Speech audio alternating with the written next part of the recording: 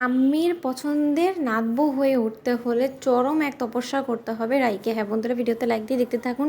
অনির্বাণের ঠাম্মি একটা সেট হাতে নিয়ে বলতে থাকে যে ভেবেছিলাম এই সেটটা আমি আমার নাতবউকে পরাবো। আগেরবার যাকে আমি পরাবো করে ভেবেছিলাম সে তো আর বেশি দিন অবধি টিকলো না, সেই সম্পর্কটাও তোমার টিকেনি দাদু ভাই। কিন্তু তার সত্ত্বেও তুমি আরও একটা ভুলকে বাড়িতে বয়ে নিয়ে এলে। কিন্তু তার সত্ত্বেও এখন আর তোমাকে তো কোনো কিছু বলেও তোমাকে আর শুধরানো যাবে না এই ভুলটা।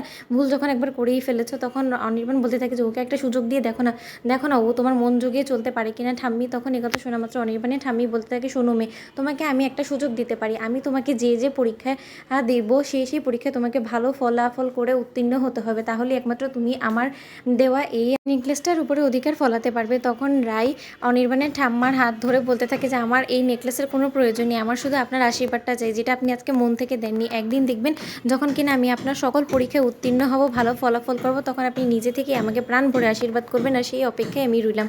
তখন এই কথা বলা মাত্র অনির্বাণের মা বলতে থাকে, বড্ড বেশি বড় বড় কথা বলতে তুমি শিখে গেছো জানো তো, কিন্তু তোমার এই কথায় না আর যাই হোক না কেন মাকে তুমি কোনো মতে ভোলাতে পারবে না। ওদিকে শর্মি বলতে থাকে যে একের পর এক পরীক্ষার আর মুখোমুখি হয়েই যাচ্ছে রাই, বেচারিটাকে যার কী করে আমি ওকে উদ্ধার করবো এই বিপদের হাত থেকে কিছুই বুঝতে পারছি না। রাইতে এখনও কোনো মতে আন্দাজই করতে পারছে না যে ও তার সাথে পাঙ্গা নিচ্ছে, যে কি না পান থেকে চুন খসলেই একবারে বাড়ি উথাল পাথাল করে ফেলে। তার সাথে এরকমভাবে চ্যালেঞ্জে নামাটা মোটেও রায়ের পক্ষে ঠিক হবে না। তখন এই কথা শোনা মাত্র অনির্বাণ বলতে থাকে যে রাই ঠিক আছে থাক না, একদিন না একদিন আমার ঠাম্মা অবশ্যই তোমাকে মেনে নেবে, দেখবে তুমি তখনই তোমার ঠাম্মা তোমার ফেভারিট হয়ে উঠবে তোমার এই নাতবু, তুমি দেখে নিও।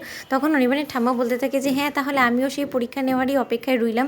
ওদিকে অনির্বাণকে বলতে থাকে যে অনির্বাণের ঠাম্মি যে দাদু ভাই তোমাকে একটা কথা বলে না পারছি না, কারণ আমার মনে হয় কি তুমি তোমার বাবা মার কথাটা না শুনে একটা ভুলই করে ফেলেছো। আগে তুমি কোয়েলকে যখন বিয়ে করেছিলে তখন সেটা ভুল হোক আর যাই হোক না কেন ও আমাদের ফ্যামিলির স্টেটাস অনুযায়ী ঠিকই ছিল, কিন্তু এখন যাকে তুমি নিয়ে এসেছো না সে অত্যন্ত নিচু ঘরের একজন মেয়ে, সে আমাদের ফ্যামিলিতে এসে কী করে চলাফেরা করবে আমি সেটাই বুঝতে পারছি না। তখন অনির্বাণ বলতে থাকে যে একটু ধৈর্য ধরো না, আস্তে আস্তে ওকে একটু নিজের মতো করে সেটেল হতে দাও, ওকে নিজের মনের মতো করে সংসারটা গুছিয়ে নিতে দাও, তখন তুমি দেখবে যে সব কিছু একদম আমাদের মন মতন হয়ে উঠেছে। আমি একটু মানুষকে সময় দিতে হবে, তো ওকে নিজেকে অ্যাডজাস্ট করার জন্য একটু সময় আমরা যদি না দিই তাহলে এটা ওর প্রতি করা অন্যায় হবে না বলো।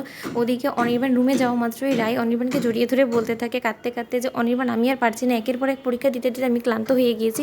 ওদিকে অনির্বাণ বলতে থাকে যে সবে তো তোমার পরীক্ষা দেওয়া শুরু হয়েছে, এরই মধ্যে তুমি ক্লান্ত হয়ে গেলে কী করে চলবে বলো তো। আমি তো জানি যে আমি যাকে ভালোবেসেছি রাই কিশোরীকে, সে কি না অনেক বেশি সাহসী, আর সে এত তাড়াতাড়ি ধৈর্যহারা হয় না। তাহলে এখন তুমি যদি আমাকে ভুল প্রমাণিত করো তাহলে তো আম্মির কাছ থেকে তার নাত বউয়ের উদ্দেশ্যে যে নেকলেসটা এনেছে সেটা তো আর নিতে পারবো না। তখন এটা বলা মাত্র রাই মুচকি হাসি দিয়ে বলতে থাকে, না অনির্বাণ তুমি দেখি না, আমি তোমাকে কথা দিলাম আমি ঠাম্মির মন অবশ্যই জয় করবো, তুমি দেখে নিও। তো বন্ধুরা ভিডিওটি ভালো লেগে থাকলে অবশ্যই লাইক কমেন্ট শেয়ার করো, সাবস্ক্রাইব করতে ভুলো না।